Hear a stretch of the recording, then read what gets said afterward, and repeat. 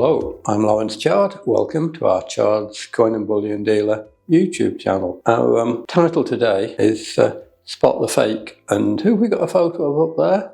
Oh, Donald Trump, that's right. Of course, I wouldn't dare try to suggest here that Trump's a fake. What I'd like to know is this the real Donald Trump or the fake Donald Trump?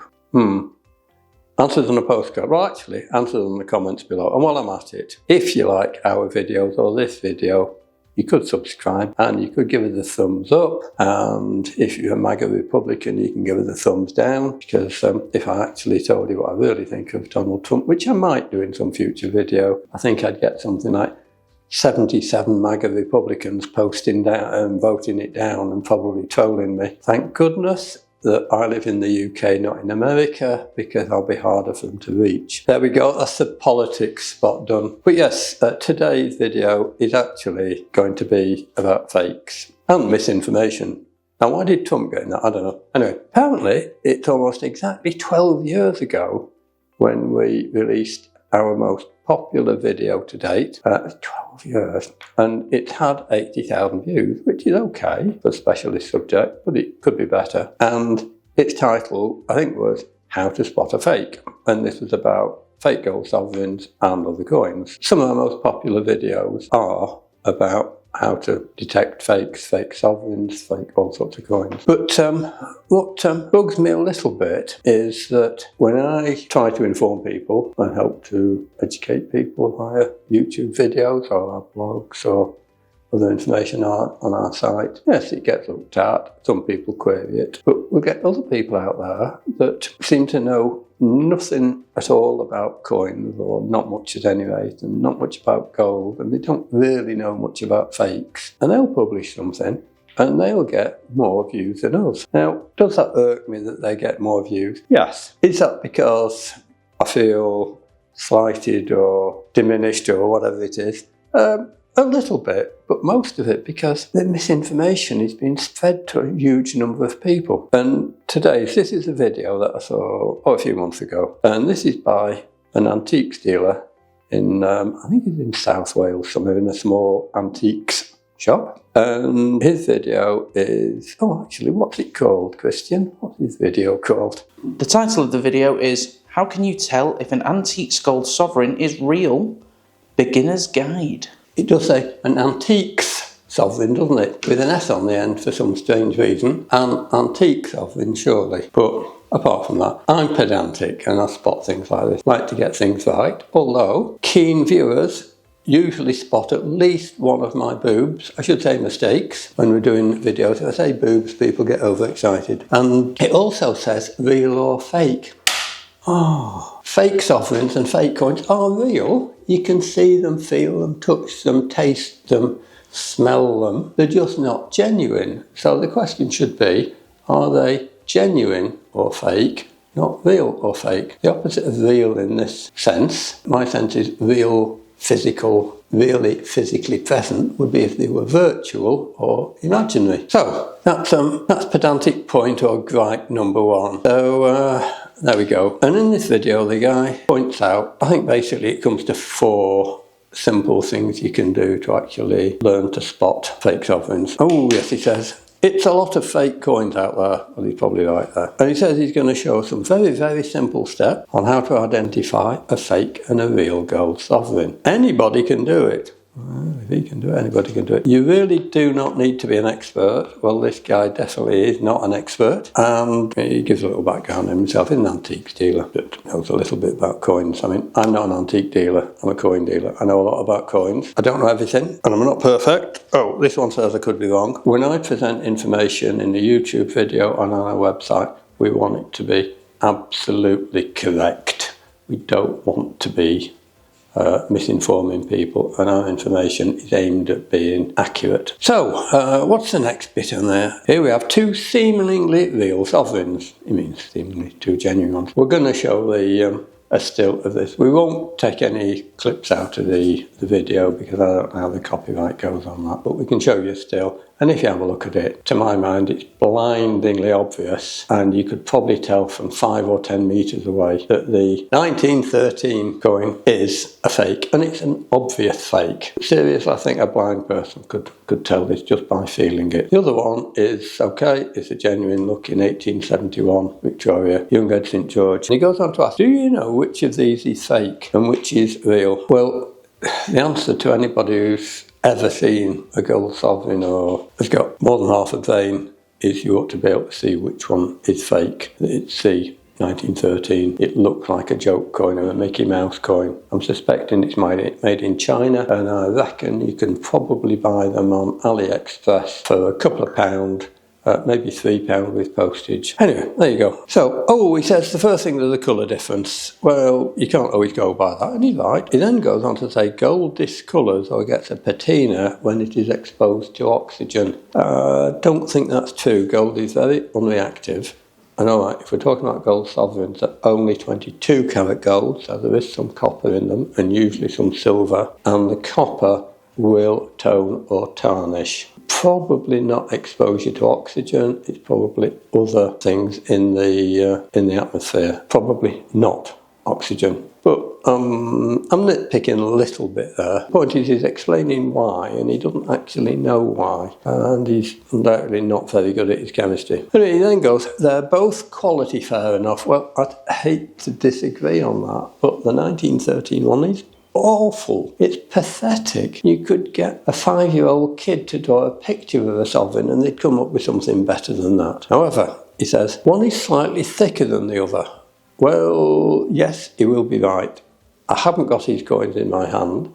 Funny enough, I think we've probably got 1 or 2 very similar fakes in our Black Museum, but I didn't have time to go and get them to actually show you in this video, but they will be substantially thicker than the genuine sovereign, and they will weigh less. So, what else you go? He says hazard a guess which is real and which one is fake. He says the simplest test you can do is a simple magnet. Well, he's right, it is a quick, simple test. Get a neodymium magnet and test things with it. But he then goes on to say, now most of the fake gold coins out there will stick to a magnet. No, they won't. Something like at least 99% of the fake sovereigns we see, and at least 99% of fake gold coins we see, and probably a similar proportion of fake silver coins that we see, aren't attracted to a magnet. What is attracted to magnets are things made out of iron, steel, or ferric metals. There are some other metals which will show strong magnetism, but genuine fake, pardon the oxymoron, anybody making a respectable counterfeit sovereign to try to fool people into thinking it's a genuine sovereign would actually use gold. They wouldn't use iron or steel. A lot of forgeries, sovereign forgeries, are actually 22 karat gold. That will surprise a lot of people and they'll say why. Some are 21, 22 karat, 18 karat, some are lower than that, and then heavily gold plated. But very, very rarely are they strongly magnetic or ferromagnetic, being technically accurate. So he's talking a load of cobblers, for want of a polite word. Anyway, he goes on, it's still a very nice milled coin. It's not very nice. It's awful. It's really good quality with good detail under an eyeglass. No, you can see without an eyeglass, you can see from yards away that it's awful. And he says, you wouldn't suspect that it being a fake? No, I'm sorry, it's rubbish. Did I mention, by the way, that this guy's video has had, how many views? 98,000 views in somewhere between 3 and 4 years. Now that's 98,000 people that this guy has misinformed. That is awful. There you go. We try to inform people and try to inform them accurately. What's the next bit? Now, a real full sovereign. What is that? Full sovereign as opposed to empty? Oh, that's me being a little bit facetious, but I am pedantic. People, if I offer somebody a sovereign, it's a sovereign. It's a £1 face value gold sovereign. It's not half sovereign or a quarter sovereign or a double sovereign or a quintuple sovereign. It's a gold sovereign. But some people say full sovereign to distinguish between a sovereign and a half sovereign. Yeah, it's okay. It makes things clear. And he says it will weigh 8 grams. Well, it depends on your scales. Actual sovereigns aren't specified at 8 grams. They're specified at 7.98805, which tends to round to 7.99. So if they're showing up at 7.99, yes, the correct weight. If they're showing at 8 grams, your scales are maybe a bit out, but if you've got cheap scales, then that's to be expected. Sometimes they might show 7.98 grams if they're a bit worn. And strange thing, the Royal Mint actually get it wrong because they say that sovereigns are 7.98 grams, which is incorrect. And if the Royal Mint get it wrong, well, you can excuse some antique dealer in Wales for getting it wrong. But there you go. And he says half sovereign will weigh 4 grams, so that's not quite right either. You've got to allow maybe a point of a gram, whatever he means. I think he means say 0.1, but there you go. Let's get rid of that about the way. So actually, he's right in that weigh the thing. If it's about 7.99 grams, then the weight's correct. That doesn't mean it's genuine. If it's very close, it could be genuine and be a little bit worn. Could be your scales. If it's a long way out, then it's either extremely worn or it's fake. So what's the next bit? He goes on to say that, he's talking about the weight, and he says, just the tiniest diffraction. I think he means differential, but we'll let him off. And I think I listened to his video correctly, and I think he does say diffraction. I don't think it's just the transcript, because YouTube transcripts often get things wrong. So he then says, what's the difference? Same size, sovereign actually thicker. Well, he's not right, it's not the same size. He says it's the same diameter. I don't think he actually measured the diameter very accurately, and the sovereign is thicker. But if it's thicker, it isn't the same size. I'm being pedantic, maybe, but measure the thickness. What else did he say about the thickness? Very nice mill coin. It's a good-looking coin. No, you couldn't tell it apart. Yes, I could, from 10 yards away. And you really won't be able to tell the difference just off the photographs. Well, yes, we can tell the difference. Anybody watching his videos should be able to tell. So he says the first thing is the magnet. Not really. Use a magnet, it's worth trying. Then there are other ways of telling, and that is by using an acid. And yes, that's one way to tell. It's not a method I would recommend. If you're a jeweller or an antique dealer or a pawn shop, you might want to use acid, but you're probably going to damage the coin if you do that. Some of his next bit is not totally unreasonable, but then he says, get some 9-carat gold acid, and by that, I won't crab because he called it 9-carat acid or 9-carat gold acid. When you buy an acid testing kit, or when you use one, you normally get something like 4 bottles, one's for silver, the others are for 9-carat and 22 or 18-carat or whatever. It's been about 30 years since I've done any acid testing, I've forgotten how to do it almost.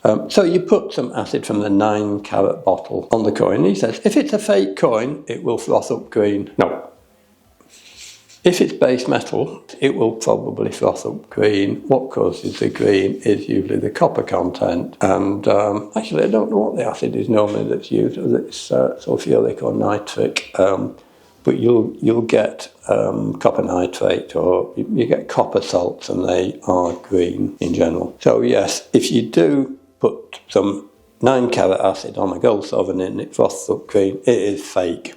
If it doesn't froth green, that doesn't tell you it's genuine. A lot of people make that silly assumption, and it's wrong. Anyway, there you go. So he says, you have different carat acids, so you can test a different carat of the gold, that's all right. But we're not interested in that. Well, we should be. All we want to know, is it gold or is it fake? As I've already said, it can be gold and it can be fake. 99% of fake gold coins are made of gold. He says, if it's testing this gold, then we know it's 22 carat because it is a sovereign. I'm sorry, this guy is obviously incapable of thinking logically. He's not a scientist. I just despair at him making the logical connection that says, if he tests it and it's testing okay with a 9-carat acid, then it's 22 carat because it's a sovereign, and we know sovereigns are 22 carat. No. Absolute nonsense. And can we say bull? I'm not quite sure what he said. I feel like banging my head when I see it. You can see I was shaking my head of despair. But there were probably 98,000 people out there that believe him. Anyway, he decides he's not going to test the fake coin here because it will discolour and take the gold plating off. Probably wrong about that. If the gold plating is 22 carat gold plating or thereabouts, a 9 carat acid will not normally remove that gold plating. If the plating's very thin, yes, it might do, but normally it would be okay. The gold plating on his particular fake is probably extremely thin, and yes, in that case, might remove it, and it would leave a stain, and then if you get that on, you're not going to be able to get rid of the stain. If you polish it off, you'll remove the plating. So it's sensible enough not to actually test that. But he goes on by putting some acid on the genuine sovereign, or the real sovereign as he calls it, and sure enough, it has no effect. I think if you left it on long enough, it would leave a slight stain. Otherwise, no, just wash it off, rinse it off, try it, and it's going to be okay. And then he tries it on a bit of what he calls gold plate, which is a very common mistake because it's actually gold plated, and technically, and if you don't believe me, go and ask an assay office what gold plate is, and there's a difference between gold plate and gold plated. But now he says if you're going to test a coin, it's just simple. Give it a little file. You give it a file and it files itself. Anyway, no, he means get a file on it and file a bit off it. Or you could get something else and scrape a bit off it, which some people do, and put the acid on the substrate on the bit below what might be gold plating. The minute you do that, you've damaged your coin. You've scratched it, scraped it. If you file just on the serrated edge, you might get away with it not showing, but you will have still filed it. And if your 9 carat acid doesn't react with the coin, fair enough. It's probably, well, it's certainly higher than, or at least 9 carat. Doesn't mean it's 22 carat, but you will have damaged the coin. And let's say it was a very rare, let's say it was a genuine 1819 sovereign in minty condition. Well, it's worth at least £100,000. So you get your file on it and scratch a bit off it and acid test it, and you probably knocked half its value off there. You know, it's probably now worth 50,000 quid. That's how dumb it is to actually take a file to a genuine coin so that you can acid test it. It's so dumb. You should stick to weighing it and measuring the diameter and the thickness. Now this is weird. Now it doesn't matter if the gold is the right size. I think he's talking about a gold sovereign. It will never be the right weight because it doesn't matter what material they use. It is not going to have the same density as 22 carat gold. If you make your fake out of 22 carat gold, it will have the same density as 22 carat gold because it is 22 carat gold. Anybody who's watched any of our videos, and if you subscribe, you'll be able to see lots and lots of them, so don't forget that. Some people will go, well, why? But somebody always asks, well, why would a counterfeiter make a sovereign out of 22 carat gold? I've explained it about 1 million times. I'm exaggerating. I've explained it thousands of times. Have a look on our website, we'll tell you about it on there. You can still put it in the comments and ask, and we'll still try and answer for the 1001th time. So he says if it's the same size, it's never going to weigh 8 grams, plain and simple. Well, yes, it would if it was 22 carat. Check the quality, they're not all going to be of this quality, and he's talking about the fake. That fake is crap, it's garbage. So yes, most fakes aren't going to be that quality, they're going to be much better. So he goes on about the magnet, he goes on about the file, and you find the video if you want and watch it. Should we actually give you a link to the guy's video or his channel? What do you think, Christian? If people want a link to it, should we put one on, or should we do it anyway? Let's see what the people say. Yeah? Okay, let us know whether you want a link to the guy's video or his channel or whatever. If you want to get in touch, by the way, you're welcome to. So there we go. After rabbiting on for a little bit, he says, now if it passes all them tests, the odds are it's a genuine sovereign. Well, at least he does say the odds are, and yes, he's correct about that, but it's definitely not guaranteed to be. And at the time he did that video, he reckoned that sovereigns were worth about £300 scrap value.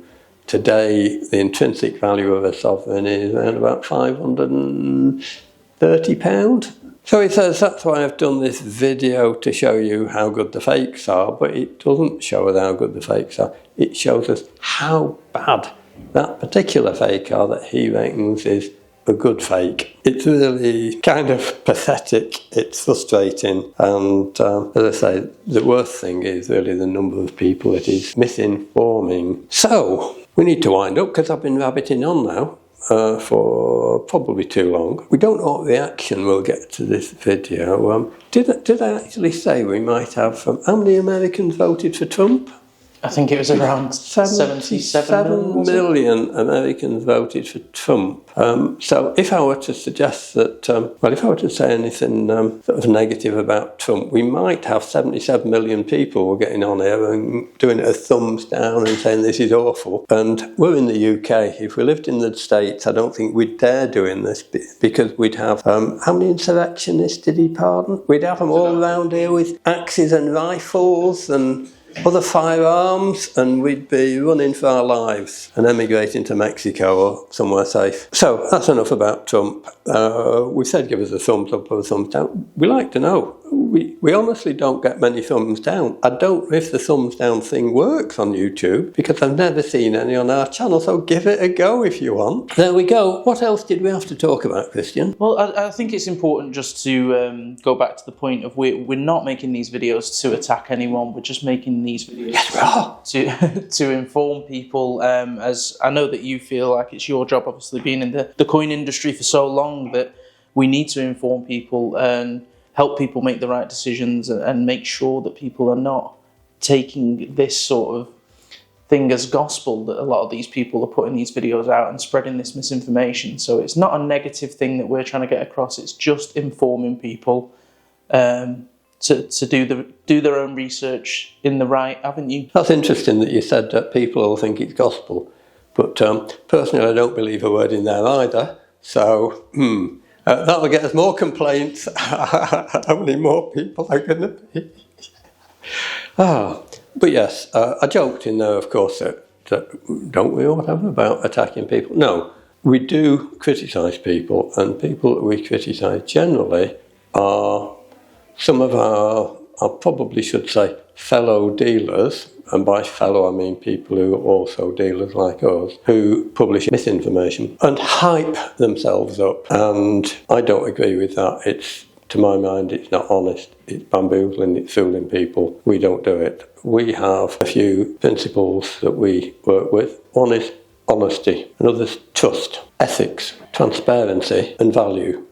And we believe those 5 principles, concepts or whatever underlie most of what we do in our business. Yes, you did make a fair point there, and it's quite correct. So the main motivator for me in doing these videos, not to sell coins, it's not to sell product, it is to inform people and educate people. And this is something that I've been doing or trying to do for 60 years now. And we get customers in, I've always been happy to chat to them. By the way, we've always had a shop or a showroom and a physical presence. We're not just online, but we also, we've kind of spread that out to do it online. So instead of talking to people one-to-one over the counter, I can now talk to a few hundred or a few thousand or maybe tens of thousands of people and pass on some of that knowledge. It's not quite as interactive unless you actually leave comments there, and then we'll try and get back to you. And actually, in the comments, if there's points that you want us to cover in future videos, like what do we think of Donald Trump, or actually pop it down in the comments zone, we'll put it on our list and we'll try to incorporate it into a future YouTube video. So we don't go out of our way to, if you like, attack people or whatever, but if I see misinformation out there, I will call it out. I'm not afraid to call it. I try to be fairly careful in that there's always somebody that will go, oh, you're just having a bitch about so-and-so. You're slagging off your competitor. Well, we're not. This guy's a little antique shop in Wales. He's not a direct competitor with us. It'd be nice to meet him. Quite happy to chat to him and tell him where he's going wrong. If he wants to come up and see us in Blackpool, that'd be lovely. But he's misinforming people. He's talking nonsense and he doesn't know he's talking nonsense. And there's a lot of it about. It's not just him. There are a lot of other people that are nearly as bad. Some of them only get a few hundred or a few thousand views, so they're not as harmful. But there you go. So I've rabbited on for far too long today. We hope you've enjoyed the video. I hope it's been helpful. Please do comment. You've already subscribed, haven't you? Yes, good. You've thumbed up, your thumbs down, leave a comment. That's all for now. We'll see you again soon, I hope. Bye for now.